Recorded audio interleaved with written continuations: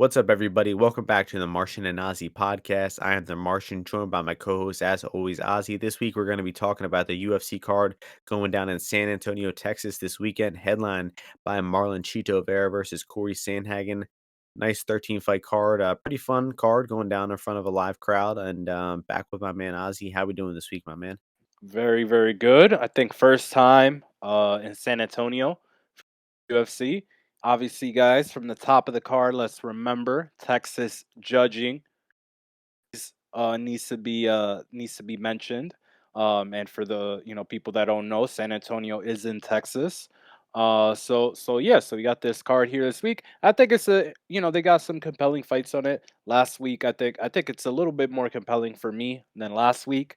Um, wasn't the best given that that last fight just left it was just not an interesting, intriguing fight. And I feel like when fights like that, title fights, top contender fights are kind of like duds, it kind of leaves a bad taste in the mouth. But this week, I think in the main event, everybody will leave the night pretty excited with no matter the result. I agree. I just think this card is much better, honestly. Like, I know the last one was a pay-per-view, it had title fights. There were a few, I mean, like Gaethje Fiziev was probably better than all these fights, but this card just seems better. It's actually the third time in San Antonio. Former main events were Swanson versus Stevens, and most recently RDA versus Leon Edwards was in San Nice. Antonio. So they're back. But last week, horrible week for me. Minus 9 units, bro. Wow. 9 units. Bets were just missing left and right. All the money lines, all the props, terrible stuff overall. Unlucky with some. Gabriel Santos, that obviously should have been a winner.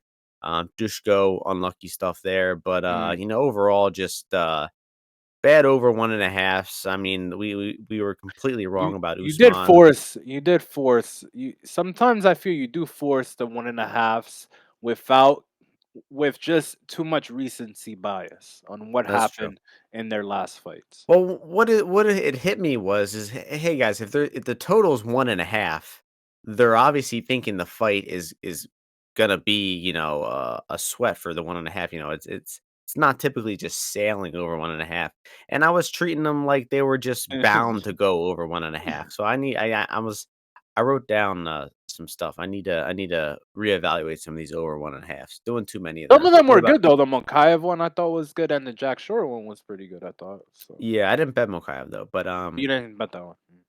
yeah. What about you?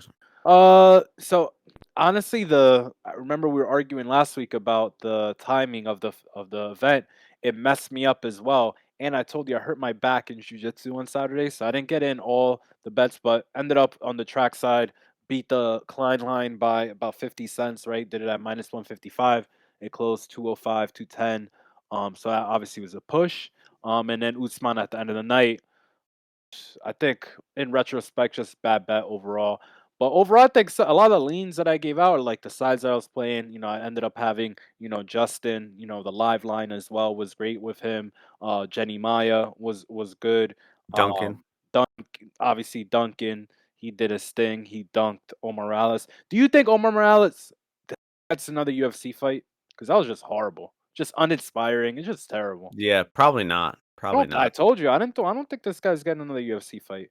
But Dusko was the biggest letdown for me. I think Dusko, that I hate when fights end with an injury like that.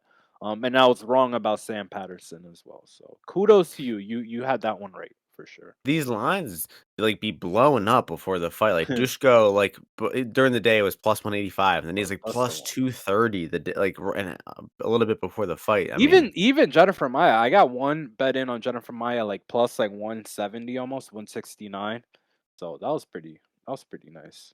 yeah. So I mean, from now on, if we're betting pay-per-view underdogs, I mean, you pretty much might as well wait till like the second before the fight because those are when the best lines are coming.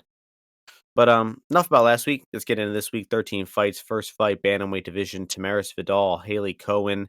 The line for this one, kind of back and forth. Cohen -117, Vidal -103. This line was flipped. Vidal was the favorite a little while ago, and she was an underdog, got bet back down. So there's definitely a lot of two-way action coming down here. I get it. I mean, it does seem like a pick 'em type of fight, but it's also surprising that like people are betting either of these women with like conviction. I mean, I lean Vidal based on I think she has a little bit better jujitsu, and Cohen just seems like a cage pusher. I don't think she's really a striker or a grappler. It seems like all her fights devolve into pushing against the cage, and I feel like they're just bound to go to the ground at some point. And I trust Vidal a little bit better in the grappling realm of things. So I'll side with her. Not a fight I would recommend betting at all. Any thoughts from you here? Have little clue here. I don't like that Cohen, making the UFC debut in front of an audience now. She like ruptured, one of her female, parts back in like December. Skilled. No, no, it was less than a month ago, bro. It was 4 weeks Oh, ago. excuse me, 4 weeks ago. It's not the most skilled fighter. Definitely the better athlete here. I'd pick and only bet Vidal, but er, I'm skipping this one. So no, nothing on this Vidal's one. sub is plus 550, and Cohen has lost by sub both times in her UFC or in her MMA career. Most recently, that guillotine, just pathetic stuff in that That was LFA bad. fight. So, um, next fight, confirmed banger alert. I mean, there's no way this fight could be not entertaining. I tweeted about it a week ago, but this is like a marker on your fridge type of fight. Vinicius Salvador, Victor Altamirano. Salvador is the favorite, -119. Altamirano -101. What are your thoughts here, Ozzy?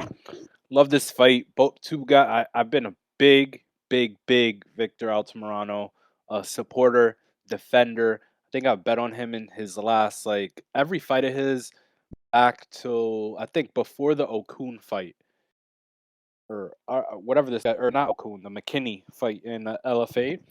And I mean, the guy just got some pretty good skills overall. He's kind of wild in there sometimes, but he's got good movement. Throws mixes in his kicks very well. Goes to the body. Has a good chin. Great cardio as well, and pretty well rounded. Salvador, I like what I see from him. His hands and his movement in the pocket was really good to see against Shannon Ross. Honestly, he's kind of bringing Shannon into the strike. He was just controlling the fight, really well. He's pulling them into the shots that he wanted to. He's moving his head, after he finished punches, and just cracking those shots in there. But I think Victor presents more danger. Will chop the legs. I think he will mix in some takedowns eventually as well. Listen, Salvador could definitely knock him out. He hits really hard. But Victor himself moves pretty well in the pocket. I think he'll be more comfortable to keep this fight in kick range, which I think will suit him well. And they're both southpaws here as well, so I think that might change a little bit of how Salvador could get off his shots. So I'm gonna go with Victor Altamirano, but obviously pick 'em fight. I don't blame anybody if they prefer the power and the hands of Salvador instead. Yeah, that's what it seems to really come down to. I think most people are thinking along the same lines. Salvador should be the better puncher here. Definitely seems to have more power in his hands. Altamirano seems like the better kicker. Seems like the longer fight, the better cardio would favor Altamirano as well. But I don't think Salvador is like a confirmed bad cardio guy. I mean, he um, was definitely kind of breathing heavy in that last fight against Shannon Ross, but he also like went crazy for the finish. I mean, we've seen guys rock people before, they go crazy for the finish, they gas out and they lose. Salvador did that, 2 or 3 times and was still able to, keep swarming enough to get the finish there. So, I don't think the guy's got bad cardio, but Altamirano, seems to be very comfortable going the full 15 minutes, and we've seen it a lot more at the higher level. We've seen him against, Candelario and against Hernandez, both, proven fighters, and he went the distance with both of them. And just if his whole career, look at it, LFA fights throughout the entire career. We just have a whole lot better of an idea of where he's at as a fighter right now. While Salvador, I think like the main footage we have of him is that Shannon Ross fight, kind of spotty footage in his regional fights. Not a lot of them are available. Actually, some fights I saw him just looking really bad on the ground. The Costa fight it was 4 years ago, but I mean, comprehensively taken down, outgrappled, and subbed in that fight. So it's a fight where I don't knock people reading this one either way. I could see people going with the punching power of Salvador. I could see people going with the experience of Altamirano, and I think Ozzy was onto something. I think Victor could get on top here and have some success in the grappling. So I'm just gonna sit back and enjoy this one. I think if I had to go money line, I would go Salvador, just because I think that the early fight and maybe hurting Victor early on favors him. But maybe live bet Altamirano here. Have your fingers ready on the live bets. But this is going to be a great fight, man. I can guarantee you it's going to be fireworks and a great way to start off the card early on. Next fight is in the lightweight division. Manuel Torres, Trey Ogden. The odds for this one: Torres -140, Ogden +120. Early betters this week coming in on Ogden. I think that's the right side. I mean, a pretty binary fight here. Torres, definitely the better boxer of the two, hits harder, does have some pretty good snap on his punches, but that's really all he does. He doesn't kick, he doesn't offensively grapple, and he actually looks pretty bad in the defensive grappling realm of things. So I think Ogden's game plan is clear. I watched an interview with him where he talked about the game plan where he's going to wrestle. We have seen him wrestle successfully and tap guys out. Okanovich in LFA, he did successfully. And the guy just approaches fights in a pretty smart way. Think he's more experienced at the higher level too as well. So I know Torres uh, maybe has some good moments on the feet here and probably will outstrike Ogden. But I just feel if this fight has a takedown in it, it's going to favor Ogden. If this fight gets out of round one, it's going to favor Ogden. And I don't know, man. Just a flashy knockout artist who doesn't have many good wins. I'm always going to be looking to fade those guys. So I'll take Ogden to outgrapple Torres on his way to a victory here, probably a submission as well.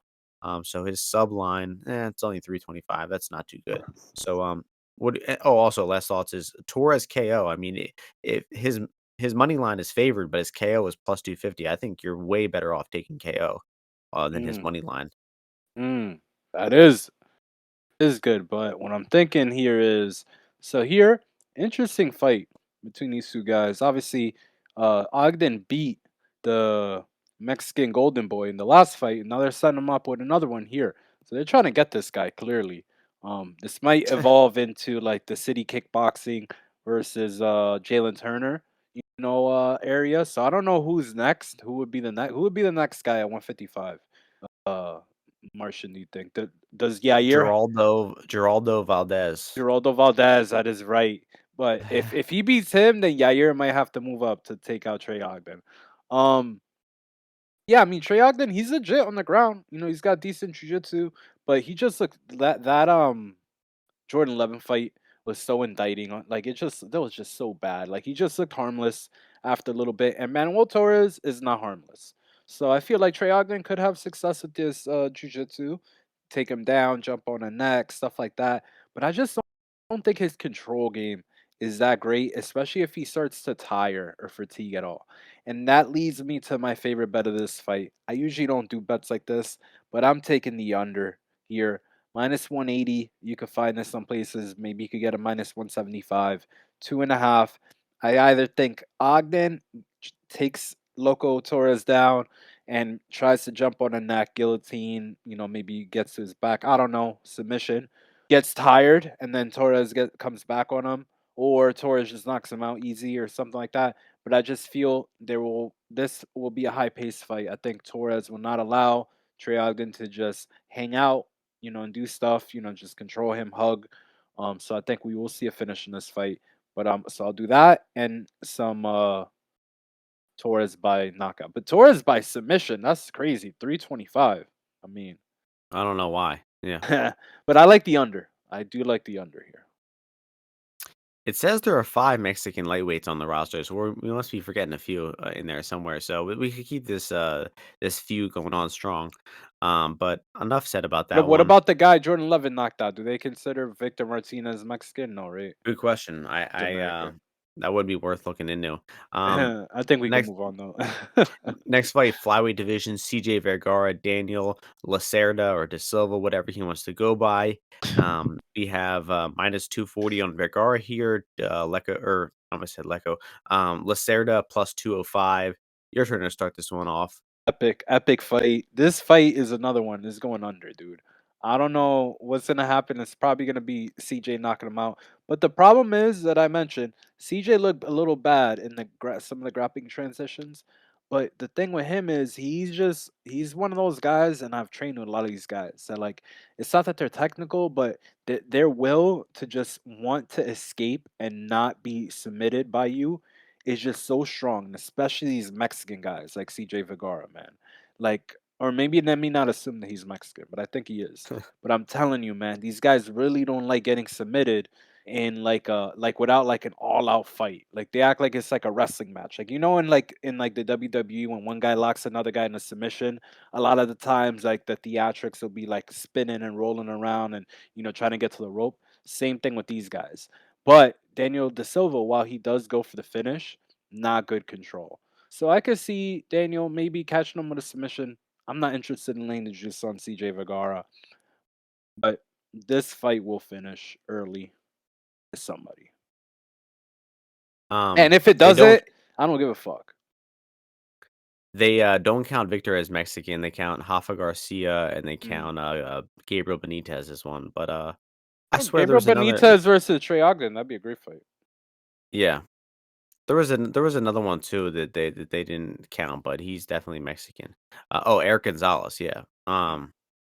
He's sticking around for sure. So, yeah, I mean, Lacerda is terrible. He guesses in a round, but I mean, I think he could, have a moment or two early on versus Vergara here. It's just guys that make Lacerda quit are typically punchers, and Vergara just doesn't really punch that hard. But he does exist after 5 minutes. That should be enough to get him the win here. I mean, Lacerda is gonna. It's he's pretty proven to be round one or bust. So if you like Lacerda in any fashion here, you should be taking round one. And, round 1 KO, oh, it's already moved. I bet it yesterday at 25 to 1. I mean, he did come out swinging versus Victor and, briefly dropped Victor with the shot. So, um, it's possible. He just throws a lot of spinning shit and bullshit. I mean, the guy's pretty terrible. But, last fight I Maybe, had, maybe, maybe at sea level he'll be a fucking problem. that is true. His last fight was at altitude. But, Right against and he Victor, I that was mean, altitude, right? yeah, it was. But and like the guy's training at shoot the box with like Oliveira, like theoretically the guy has to be getting a little bit better, right? The guy's just fucking hilarious, dude. Or just Honestly, learning from his mistakes a little bit. He has to, right? And I usually the mean, Oliveira guys are good. yeah, I just say money line wise here, just hope Lecco or fuck, I keep on him Lecco. Stop Lacerda calling him has Lecco. I hope Lacerda has an early moment and then look to live bet Vergara. So welterweight next, Trevin Giles, Officer Giles taking on Preston Parsons. Pick a mish line here, back and forth. Giles minus 115, Parsons 105. So I mean, I favor Parsons here just because he just seems like a young high output guy. He can go the hard 15 minutes. He's gonna shoot a lot of takedowns here. And Giles is just like the epitome of a low volume type of fighter. Barely throws any strikes in the feet. His fights typically end up in the grappling where he can end on bottom or on top. I mean, I think the guy is a good grappler overall, but I mean, Parsons just seems like a young, tenacious guy. He seems like he's getting a lot better fight to fight. I think he's pretty reliable to come in here and attempt a lot of takedowns and, maximize his chances to win. So I think I got to go with Parsons here. He just seems like the bunch better side at Pick'em. He's, Giles is just so low volume, man. I mean, look at this guy's strike numbers over his fights. I mean, he's landing 20, 30, 40 strikes in a 15-minute fight, which is never something you want to rely on. So, what are you thinking about this Pick'em fight? Love this fight. I didn't see this fight coming, and it's interesting that Giles, he fought a good prospect in what's his name, Michael Morales. Morales? Yes, in his last fight, and now he's got to fight, Preston Parsons. Who Preston Parsons when he came in against Danny Castillo. Honestly, I didn't really think of him too highly as as too high of a prospect, but now that I'm seeing him Rodriguez. more, what do you say? Agreed. You said Danny Castillo. Excuse me, Danny Rodriguez.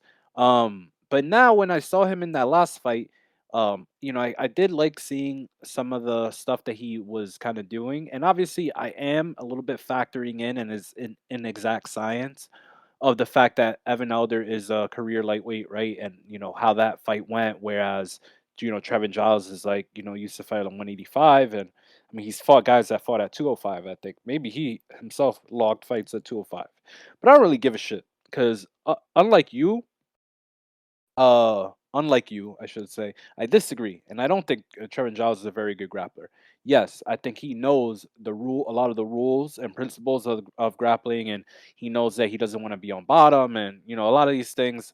But I feel like technically there are a lot of holes in the guy's game. Sometimes he stay even as so basic as when to stop grappling Trevin because you have a striking advantage, or how to implement that striking advantage, or just a bunch of things. So I just think that Preston Parsons cardio, I think, looks good for him. I think the conditioning to put it into a grappling fight is going to be there for 15 minutes if need be. But I think that he's going to be able to get Trevin Giles into some bad positions, and I'm going to call a choke, some kind of choke for Preston Parsons winning this fight on Saturday. Looking back at his odds, outside of the Kossi fight, he was pick'em 5 fights in a row to Kraus, Bivon Lewis, Dolidze, DDP, Morales, and now this fight. 6 of his last 7 fights he was pick'em in, which is pretty fucking crazy. Um, he was the last man to outgrapple Roman Dolidze though, which that win is aging tremendously. Enough about that one. Featherweight division next, Stephen Ocho Peterson, Lucas Alexander in this one. The odds for this one are Peterson minus 146, Alexander plus 126. More action coming in on Alexander throughout the week. The odds steadily dropping. So, safe side has been down bad lately. Oz, do you think he's getting back on track here with a Peterson win? Yeah, I guess I don't have a ton of thoughts in this fight other than me feeling that Steven Peterson's a really tough test for a guy coming in on his second UFC fight. First fight that actually had preparation time behind it. I've never really heard about Lucas Alexander very much. He's got, a third of the fights of Peterson. He doesn't have a standout attribute to me. Doesn't really excel in any kind of like one aspect of MMA. Doesn't really have a standout technique that I see either. And Peterson's fought a lot of different style matchups in the UFC. Where he's fought grapplers, he's fought guys like Hooper. He's got fought guys like well rounded like Alex Caceres or Julian Arosa. So I don't think this guy has anything for him that he hasn't seen before.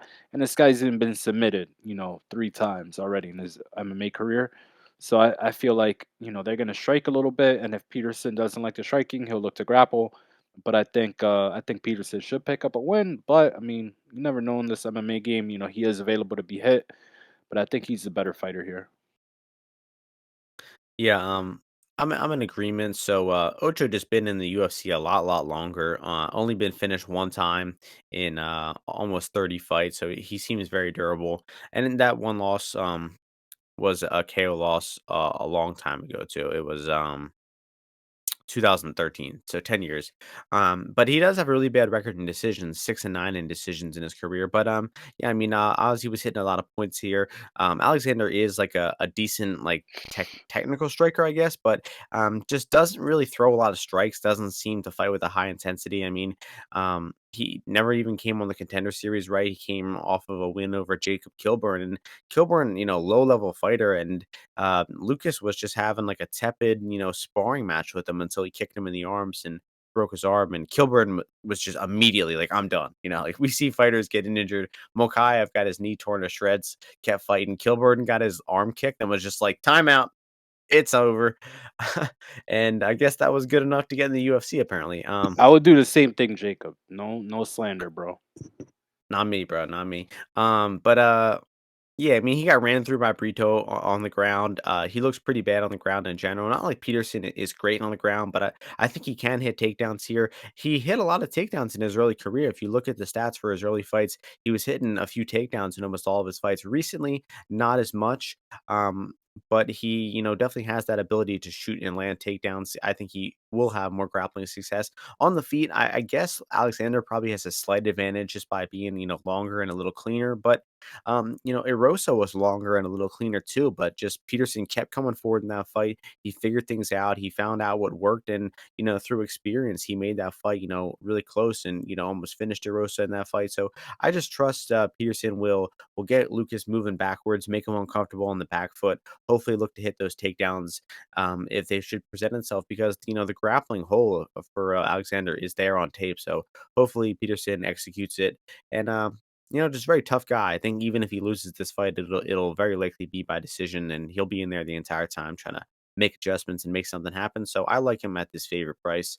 Um, and that's going to move us along to the next fight, which is the last fight on the prelims, sticking in the featherweight division, Daniel Pineda, Tucker Lutz. These odds are Lutz minus 285, Pineda plus 245. Both guys coming off a pretty decent layoff here. Lutz hasn't fought since he lost to Sabatini back in November of 2021, and Pineda hasn't fought in almost over 2 years since almost 2 years, since that no contest to Andre Fili, but, was getting his ass kicked in that Fili fight, got, hurt really badly versus Cub Swanson and knocked out in that fight. Um, just seems like the guy is pretty much done, right? I mean, he's 37 years old. He's been pro since 2007. I doubt that, Pineda is gonna be coming back looking too rejuvenated here. But I mean, he does have a winnable matchup in front of him. Lutz isn't a guy who really beats the brakes off of people, typically is a decision type of fighter. But he smashes leg kicks. He lands like 20 to 30 leg kicks in all of his fights. He has pretty reliable cardio. He knows how to hit takedowns at good times in the fight. So I think that Lutz should have enough everywhere to get this one done. Don't think he's like a reliable guy to be laying, minus 300 off of. I really don't see many bets in this fight except for potentially Lutz by decision. The under here is super juiced. Because Pineda does tend to quit and wilt in fights pretty quickly. But with what I just mentioned, Lutz not really much of a finisher, will kind of lay on you at times in the fight. So I think Lutz decision at plus 250 is a decent look in this spot, but not much that really catches my eye. Anything bets wise that you like here? No, but I do think that what you're saying is true. I do think that Lutz he's not a great finisher. Like, and I feel like he knows that, or I feel like he's preoccupied with UFC win. I don't think he's gonna be worrying too much about or people booing him, or any of that stuff, because I think he is maybe the inferior grappler here a little bit. I don't know, like, depending on if he could get. I mean, Tucker Lutz has got a weird ass body. He's got like a huge back and like really long legs, and like, I don't know, he's got a weird body. So I could see maybe him being good at staying on top of Daniel Pineda if they are kind of scrambling around. But Pineda's tough. He's dangerous. Um, I think what did you say the over was? What was it? It's 2.5, and it's like plus 155, I think. No, it's not crazy. I feel like Pineda, like, yeah, he's a wilter and stuff like that. But this is, I think he's from Texas. Like, I think he'll have some pride. In this fight here, I think maybe his conditioning might be a little bit better, given that I think he's had a lot of time to prepare for this one. So I do think Daniel Pineda is potentially live, but I think the wrestling Tucker Lutz will probably end up winning him the fight. Yeah, maybe look out for like a round three or decision bet when that comes out on FanDuel. That'll probably be like plus 150 or something. Um, so moving on to the main card, first fight in the main card, best division in the UFC, middleweight division, Chidi and Njokuani taking on Albert Duraev. Chidi's the favorite, minus 148, Duraev plus 128. Your turn to start this one off, Ozzy. Yeah, I like this fight here. Um, this is a fight where I'm not gonna say it's a hole in my game. I typically do not bet on guys like Chidi and Jaquani. And I do typically, although it's a little bit less of a extreme, I do typically bet guys like Albert Duraev, right? I think you're probably on that side as well, especially with the Yep. side of guys like Chidi. So Chidi's just not a kind of guy that I like to gamble on, like to back with my money. Faded him a bunch of times. Like I was against him against Dusko, against in his contender fight, I think even the RoboCop fight, and what was the other one that he fought that he beat Jay Baryu. So Dushko. yeah, I mean, just all of his fights I'm against. Even in when he was in Bellator, Slater, Salter, Carvalho. Like, I bet against this guy every time, like all the time. And it's more of a stylistic thing, like how they kind of come out, how they, put their work out there. Chitty, I do think he made improvements since, let's say, like the Bellator run, let's say for specific. Some of the stuff to the grappling, right? Against Dusko, I think he went for a few counter grappling scenarios, right, with the choke and stuff like that. But he was still rustled a bit there. He was, I don't think his get up game is great. I don't think that he I just think that it's not well suited. When he is on his feet, he is dangerous, right? He's got long limbs, good Muay Thai clinch, great elbows, knees, all those kinds of things. But I just think in this fight, I'm going with Duraev. I got a ticket on him at plus 150. I think that he's got a little bit more to show than he has in, most of his UFC fights. I think his grappling game is actually pretty good. I've heard some doubts about his wrestling. I think that he will be able to implement his takedowns. Once he is there, I think he's the best kind of control top guy that Chitty's face. He mixes in the ground and pound pretty well. And I just think at, the plus number we're getting here, anything above plus 130, 125, I think is a great price. And if we lose, so be it. But I think more often than not, you put these two guys together in a cage. Uh, I do think Duraev wins more often. Think we got a good opportunity at favorite upside in a fight like this. But he could get knocked out by Chitty. But this dude is tough. Albert Duraev is tough. He's proven. And I think we got a good guy to fight at dog money. Yeah, I've got some thoughts on this fight, and after last week, I had like some things I was going to try to look out for, and I came up with the number of 34 years old, where like that's probably where I'm going to be looking to stop betting on guys as much. Duraev is 34, but so is Cheaty, so I don't think that really applies in this fight. Both guys pretty long careers. Cheaty long kickboxing career, actually has more MMA fights. Duraev, I'm sure, has fought Sambo, and he was on the shelf for a few years before coming to the UFC as well. So both these guys long careers. I don't think age is much of a factor. And both guys, got beat up real bad in the last fight too. So I think they're both at kind of a real pivotal moment in their career. And, I also bet Dariah plus 150. I do admit I made the bet, and then I started, watching a little tape like a few days after, and Dariah did look pretty bad versus Buckley, but Buckley is just a much tougher matchup. I mean, he's short, he's springy. Ozzy's always talking about these short guys being, hard to hold down on the mat, and we saw that Dariah would take him down, but he would be able to, use that explosive energy to pop back up. Chidi, his frame just does not have that same, explosion getting back up to the feet. He's longer, he's lankier, and I just think that actually will make it easier for Derive to control him once he gets him down on the feet. Especially when you look at his game of going to the leg lace, that move that Khabib loved doing, tying up the legs in that triangle. I think that works a lot better on longer guys because it's harder to pull their legs out and get back up to the feet. So um, on the feet here, Derives will be in trouble. I really don't think he has much to offer Chidi at all. But I think Chidi will give up, you know, c- control time against the cage. He will put his back there. I don't think he's, really up to par with his clinch and defensive grappling game as he needs to be at this level. And I think eventually Derive will get him down to the mat and, probably continue to drag him there. I think the second half of the fight definitely favors Derive as well. So, if you're a little bit on the fence on Duraev, you probably will have an opportunity to live bet here. If he's not shooting a takedown within the first minute or two, he's probably going to continue to climb as an underdog.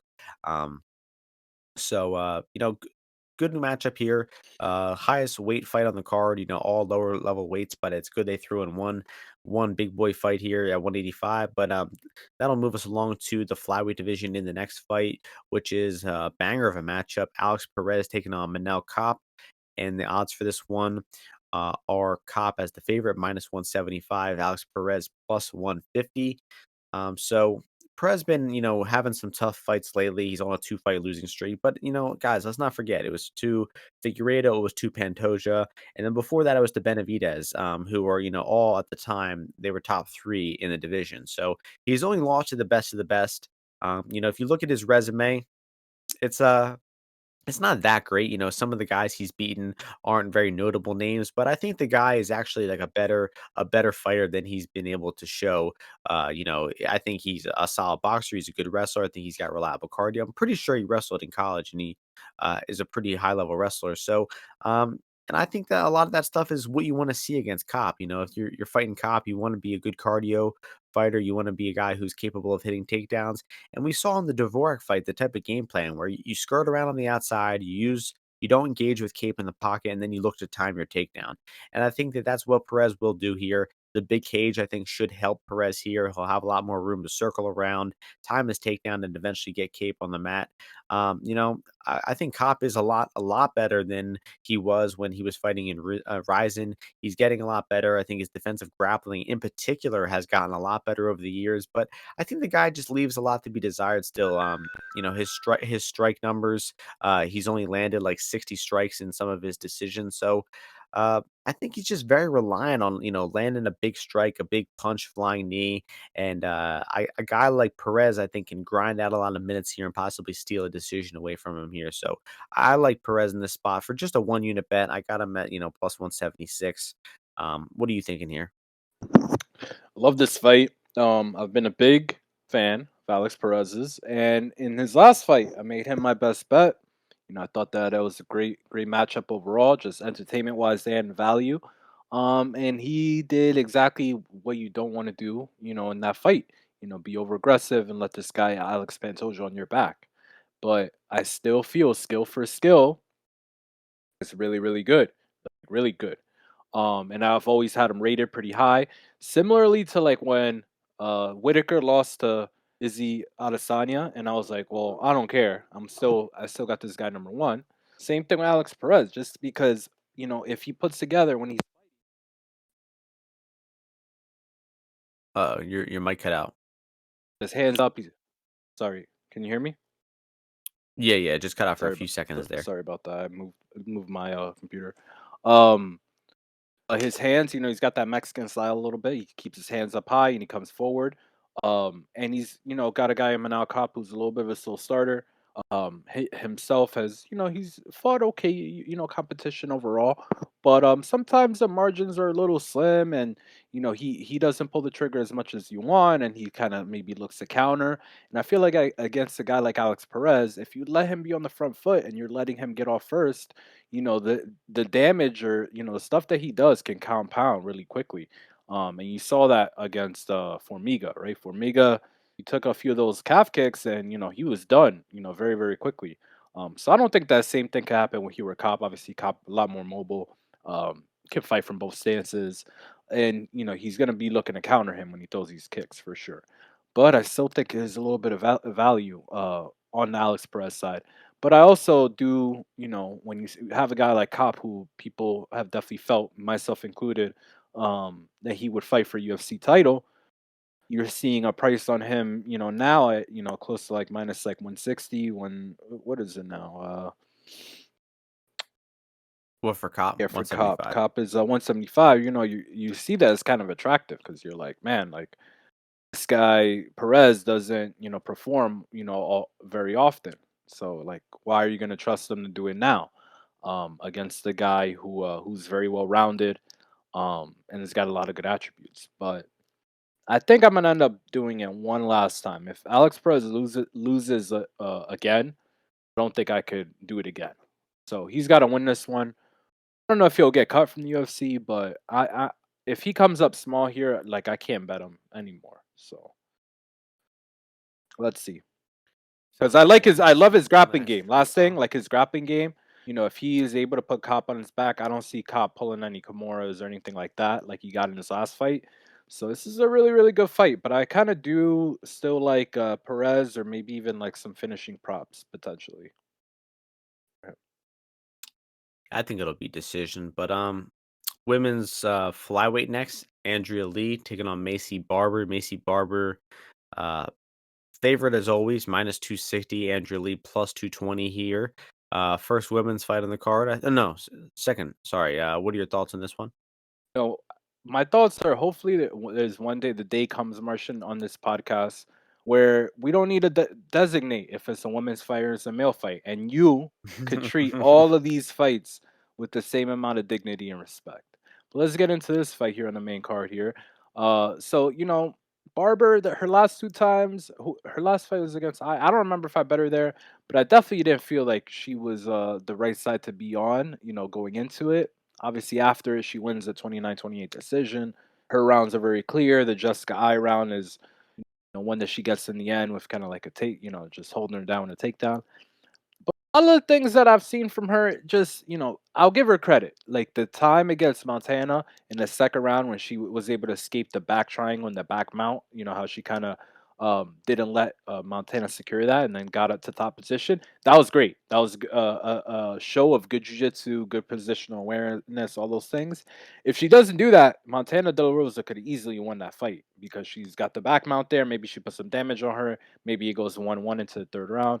But here against Andrea Lee, she's fighting a girl who's very kind of like opposite to her, where Andrea Lee, I feel, is very finesse based. Like she kind of has a little bit of that karate style actually to herself, to her game, where she kind of like flashes up some kicks and her jabs and her punches are a little bit just looking to touch you. So I don't know how well that'll go against a girl who's like as much brute force as Macy. Just throwing punches in the clinch. The clinch openings I see definitely there for Macy. But I think the price on Andrea Lee is super attractive. I like her by submission as well, potentially. I think you could get maybe like a 12-1 on that. But at the money line price, I mean, like I said, Andrea Lee has fought a lot of this before. Andrea Lee used to be the girl that she used to be like minus 300, minus 350 against a bunch of girls. And then she had a few close fights and then kind of like flipped around a little bit. But I've been betting on her, all of her UFC fights, including the ones that she lost, like the last one. But she's got great skills. I think she's a danger on the mat, if she's on top or if she's on the bottom. So I like her here for a bet. We'll keep fading Macy Barber. Hopefully, she makes a mistake here and we catch her neck for an even bigger win. But I think Andrea Lee might be the better, more advanced skill for skill fighter here. And getting her at a 220 number is something I can't pass up. Yep, I'm in total agreement there. I think it's a pretty easy bet to make here. Um, we've both been on like the same track with both of these women, betting on Lee and betting against Barber. I was wrong. We were both wrong. I remember about Montana De La Rosa, but she never really had much of a chance in that fight. But I mean, I had a small bet on I in that fight, and Barber won the first, 7 or 8 minutes of that fight fairly easily. And then all of a sudden, I hits one takedown. She lays on top of her for 2 minutes. And then the majority of the judges had that fight 1-1 going into round three. So Barber at one point was, swarming women and finishing them and rocking them. And then now all of a sudden, after she lost to Roxanne, she's been, pretty neutered since then. She hasn't been landing many strikes. All her fights are pretty much just clinch fest against the cage where she's, trading positions with women, giving herself putting herself in bad spots to be taken down. And I think that Andrea Lee has the potential to take her down here. I think the distance striking, straight up favors Andrea Lee. If this fight is a kickboxing match, I would say that Lee is the favorite. And then if this fight goes into the clinch and they're trading back and forth, I think you got to give a slight advantage to Barbara just because she is probably stronger and can probably muscle around these positions in the clinch. But she's also at the point where Barbara gets taken down, she can be on her back for multiple minutes. The same could be said about Andrea Lee, but for a fight that I give Lee the advantage at distance, and I don't think that she's at that much of a clinch and grappling disadvantage. I think that 220 is a pretty crazy number. Will likely be on her for a unit or so here. And, I think, yeah, pretty good underdog. And by the way, guys, 2 weeks in a row, big women's underdogs have won. We had Macedo last week and the week before that, Lipsky, both 3-1 underdogs winning. And we have 2-1 underdogs this week. So let's see if we can keep that trend up with one of those fights coming up later. But the fight next is in the featherweight division. This should be the real co-main event. Real ones know. Nate the Train Landwehr taking on Austin Lingo. Nate Landwehr is the favorite, minus 205. Austin Lingo plus 175 here. Nice to see the UFC, respecting Landwehr, putting him in front of a crowd in this fight. It was supposed to be Alex Caceres. That would have been a great fight. Instead, Austin Lingo. Lingo was supposed to fight somebody else. He was supposed to fight Ramos, a week or two ago, and that fight fell out because Ramos missed weight. So now he's in here. So I mean, I just think that Nate, is better everywhere here. Honestly, I think this line, it's not exactly an easy bet with Landwehr at minus 200. He isn't, the smartest fighter. Actually, kind of maybe throws himself into too volatile of situations at times. So it's not easy to lay juice on him, but I mean, I think he's the better striker, clinch fighter and grappler than Lingo here. I think, his cardio can go the full 15 minutes. That could be a problem for Lingo at times. We've seen him look a little worse for wear in these later rounds.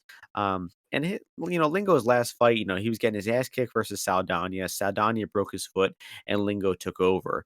Before that, he beat Jacob Kilburn, who we were talking about earlier, who's not a good fighter. So, to When me, were we Lingo has done when were we talking about Jacob Kilborn? earlier when the bull kicked his arm, remember? Oh, that's Lucas right. That was Alexander. Jacob. My bad. My bad. um, Sorry. Continue. long layoff too for Lingo, hour and or year and a half layoff. And like I said, I don't know. I mean, maybe Ozzy, you can share some light into this, but like, where is Lingo better than Nate at? I mean, like I said, the Why only you way I sleeping can on my son's see hands, bro?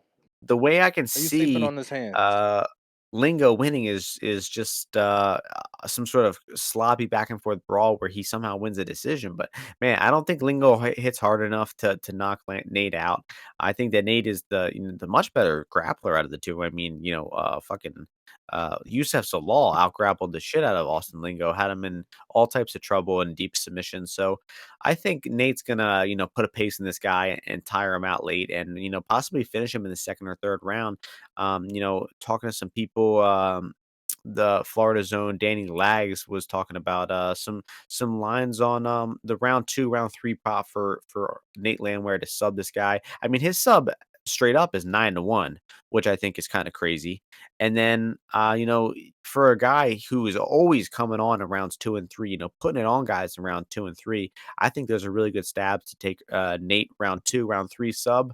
I mean, it definitely could be a KO, guys, but I mean, the disparity between KO and sub is way too wide here. And Okay. Nate loves going for subs. Okay. Okay. Yeah, bro. Come on. So we got Nate the this. train time, So we got baby. this fight. Martian's talking to you about this fight. Like Nate should be like minus 400. Like he's gonna just fucking go GSP on Austin Lingo out there. Just outclass him all 3 dimensions. And 30-26 this guy. It's not gonna happen, all right? And the reason it's not gonna happen is because Nate Landwehr is incapable of making a fight simple. My issue with him, That's true. is when Martian is saying a lot of things, the attributes of him, he's well rounded. He goes to the submissions, he's got good cardio, obviously, he's tough as nails. But he's a little square when he's striking, when he's throwing these punches, right? You see in that Darren Elkins fight, the way he's walking into the pot. Obviously, like I said last week with Casey O'Neill, right? With the all right, you're throwing like 5,000 strikes at Roxanne Modafferi. Let's see what happens when you got to fight Jennifer Maya, girl. And right, so you don't get the opportunity. So he's like, whatever, Darren Elkins, he can't hurt me, so I'm gonna just take punches. But he just has no real built-in defense. And when he's throwing his strikes, his own strikes, and I don't like that. I don't really like that. His range finders, I think that Lingo has a better jab here. So I think that he's gonna have to do like what he usually does is kind of like pace bully, kind of muffle the punches of Austin Lingo, maybe using a clinch or kind of getting in close, getting in tight, with him. And that could happen, but I do think that Lingo is potentially a little bit live here overall. I don't like the fact that he's got to do 2 weight cuts basically Was his fight it was the last card or the card before? It was the card before that. No, the one before Right. that. So 2 weight cuts in 2 weeks. Not I mean, I'm not crying for the guy, but it's not ideal. You're fighting a guy like Nate who does push a pace that could, affect you for sure. If you had a big weight cut in the first place. But I do think this fight could be a lot more competitive than you are giving it credit for, Johnny Martian. Um but yeah, I don't think I'm gonna get there. But the line's coming down. I think people are agreeing, with that take there. And it's not like I formed this just because like action was coming in. I just feel like you're saying Austin Lingo's got no power, but I mean, did you see that freaking knife that he put in on Luis Saldana, bro? He jabbed this guy and he just freaking wilted, just went down. After he broke his foot, Went right? well, what I don't know, but if you saw someone else hit a guy with a jab like that, you're like, "Whoa, this guy must have big time power." You're not giving my boy no credit. Technically, he does have knockdowns in his past 2 fights, What? yeah. He I'm gonna throws some rewatch good some Lingo shots, fights. dude. His boxing, I'm gonna I rewatch think some he's Lingo got better fights. boxing than Nate Landwehr. Where though he'll get you in that clinch, he'll do that, the hockey style. This guy's from the south, but that hockey style I don't know, getting in bro. there. I just turned on a fight. I don't know about that better boxing claim. I don't know But the about thing that. I is, think Nate's hands are better. Nate is I think a little quicker, but I think that Austin Lingo actually with the hands is a little bit more technical. I think it should be a good fight Mhm. on the feet. Maybe we'll see who's right. Would you agree saying this is the toughest test of Lingo's career to date? Definitely. Oh, I Better mean, than yeah, I mean Nate Landwehr. I mean, I love Nate Landwehr when he's coming into UFC. I was like, yeah, I bet him against like Herbert, and he fucking let me down. I think it was a big dog there, but he's he M1, was, yeah, I remember that. M1 champion. He's fought. He's had a lot. He has a lot of fights. He's a definitely an Yeah, experienced guy. lot of experience. Yeah, I love that guy too. I remember being, balls deep on tape in him before that fight, and then, yeah, obviously caught Oh, that knee. I I bet him remember against Klein as well. I mean, I've made good money on. I always look to bet him.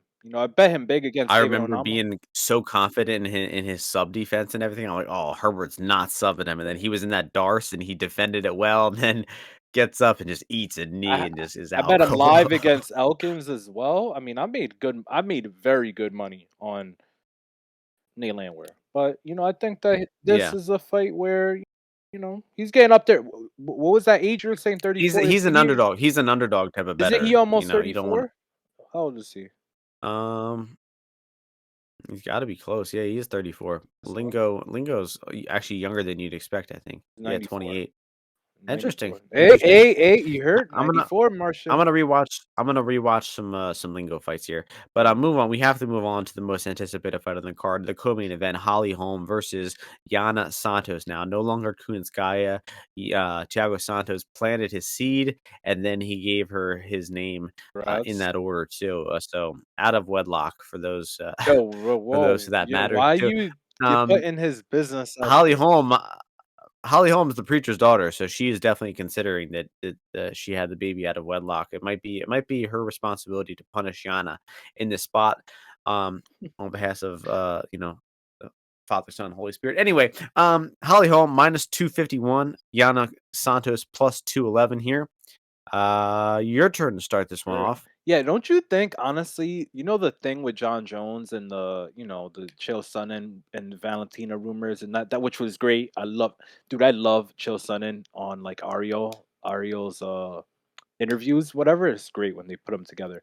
But the fact that like John comes back and then and then she fights like soon thereafter. And then don't you usually marry off the preacher's daughter? You know what I'm saying? Like why is she not, a lot of doesn't make a lot of sense to me. But yeah, so this fight here, these girls they do a lot of similar things. I mean, Holly Holm, she's a boxing champion, but she's looking to throw that left kick. Yana, she's got terrible hands, but she'll clinch the fuck out of you. She's opportunistic sometimes, but I feel like Holly Holm should be able to beat her. But there's no way that I'm gonna bet on it at all. I mean, I get like this could be like Usman Leon Edwards as well, like the same odds range. You know what I mean? But like Yana, I guess like she's a mom as well. I mean, let's also sure people know that. So she's coming after like she gave birth like 11 months ago. I don't need to get involved in this on either side.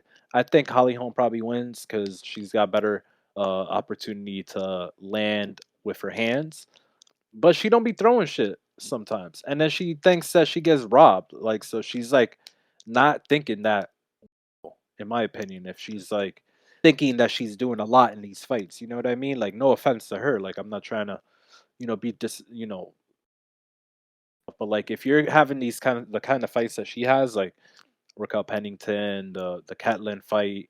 What was her last fight? Her last fight was Catlin, right? Like you're having these kinds of fights, like there's no way you could be surprised that you if you lose. So I don't really like that as a like her trajectory overall. I hope I said that right. Um, um so Yeah. I'll just pass. You know what I mean? Like I'm still watching Austin Lingo, and I gotta say this guy does have that dog in him because Saldana beat his yes, ass round 1, and he came out and just great fight, dude. This is gonna be a came great at him. fight. And that's the thing. If you're in a bar fight, like plus 200, not bad. Yeah. I'm not endorsing Lingo, but I think I might, halt my Nate activism, but just wait for live bet. Nate's always Sure. probably better live bet. So getting to this one, I mean, both have the same record, 14-6. That's funny, but Holly Holmes, 41, right? She probably isn't the better grappler than Santos, right? She's probably not going to be getting on top here. Um, and she's minus 250. So, does it sound like anyone out there like a good idea to lay minus 250 on a 41-year-old woman kickboxer? To me, it doesn't. Now, I'm not saying it's an easy bet on Yana here because she's also kind of a woman with fairly minimal upside, right? I mean, she doesn't really win fights by a big margin. And when she's winning fights, they're typically by just holding a woman against the cage, landing a knee to the body, maybe a takedown. But I mean, she's very sloppy as well. Um, and I guess home she does have still pretty good movement, and she might just, the big cage is going to help home here. She's probably going to skirt her way against the octagon or around the octagon, landing a shot or two, and just avoiding, getting close with Yana. But I mean, if Yana can find a way to pin her to the cage, or even if Holm initiates the cage push, and these women start pushing each other against the cage and trading positions, I mean, it's gonna You're gonna devolve you're into a you're gonna nasty cream decision. yourself, right? If all that Yeah, right. I happens. mean, no one's gonna watch this fight. No one's gonna fucking watch this Listen, this fight. is a smoke Uh, break. This is nice of these guys to give us a smoke yeah, break that's fight true. before the main event.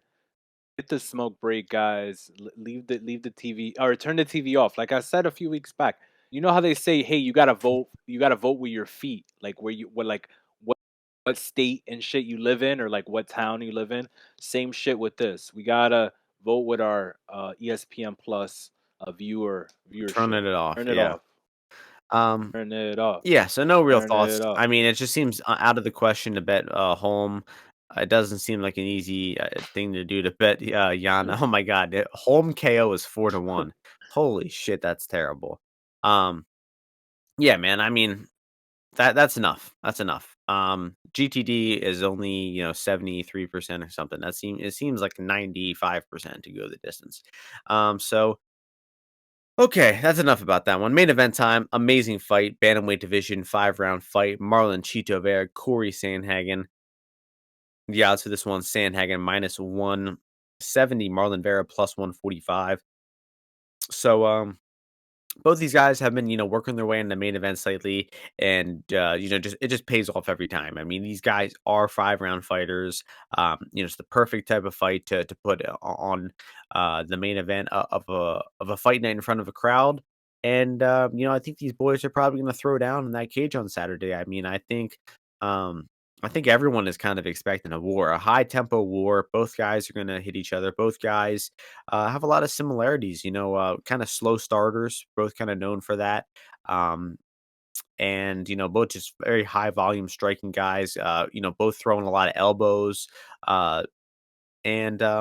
Vera probably has the more grappling upside here. He definitely seems to be the better jujitsu fighter out of the two. But wrestling wise, man, it's close. I don't think that Vera really has the wrestling to get and keep Cory down here. Um, I think the best we'll see from Vera is maybe, if these guys are clinching against the cage, he might be able to finesse his way into a back take against the cage in some sort of clinch position. Cory might take Vera down at some point. He did shoot, 20 takedowns versus Song Yadong in his last fight, but I don't see him actually like achieving anything meaningful against Vera. But Vero, as we know, he can be taken down and he can, kind of just lay on his back for a little bit there. So, interesting bet for this fight. Some people are, talking about this one. Our boy Sean Orr, Corey Sandhagen to get You, one you're you're takedown is plus your 100. boy, your boy Shonor, your boy. Yeah. Yeah. So, Sean's too liberal for Ozzy, I guess, or something like that.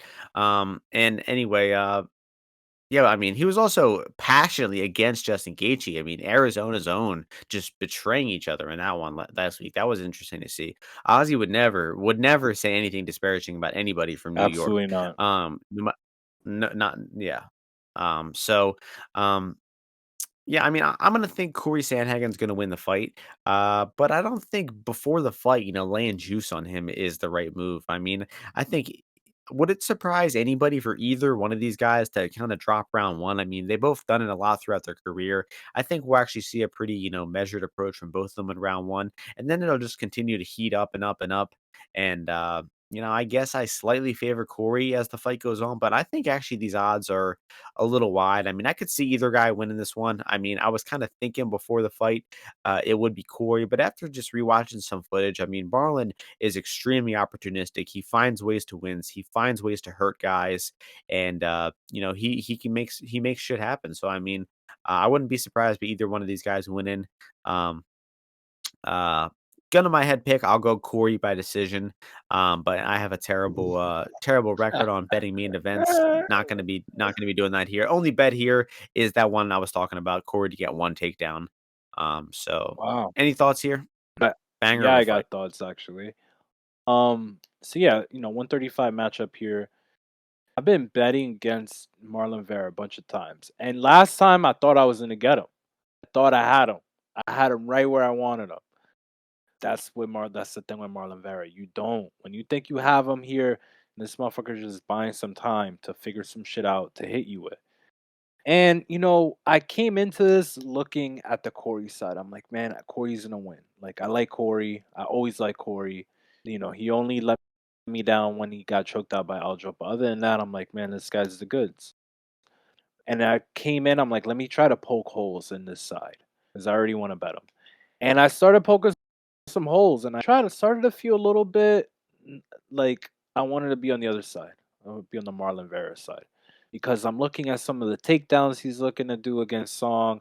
I'm looking at some of the the strikes that he's kind of throwing in that fight, some of the strikes that he's throwing at Peter Yan, outside of kind of like that first round, and it's like those like his feet are moving when he's throwing them. It's like these little darting punches that don't really do any damage, honestly, overall. Don't really get him too much respect if you saw when Jan started kind of just taking the front foot. Like, is Corey that good fighting off the back foot, fighting when he's when Marlon's, kind of trying to, push him, get him against the fence, so he could throw some kicks or, you know, get into the clinch positions and stuff like that. Like, Corey, a lot of his strikes, I feel, is like he's trying to get you to like come in so he could throw that flying knee.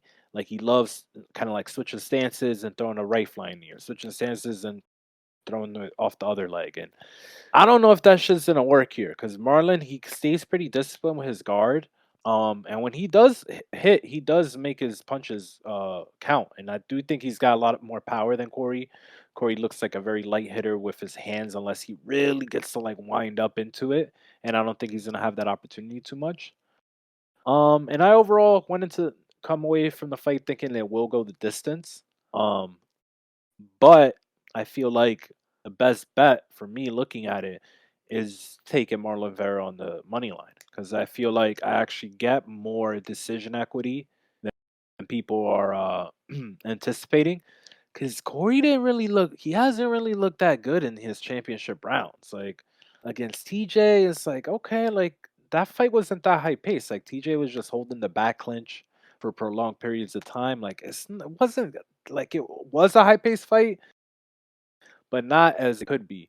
and the Yan rounds they weren't great. I didn't think, and then I didn't think he looked great in his last fight against Song.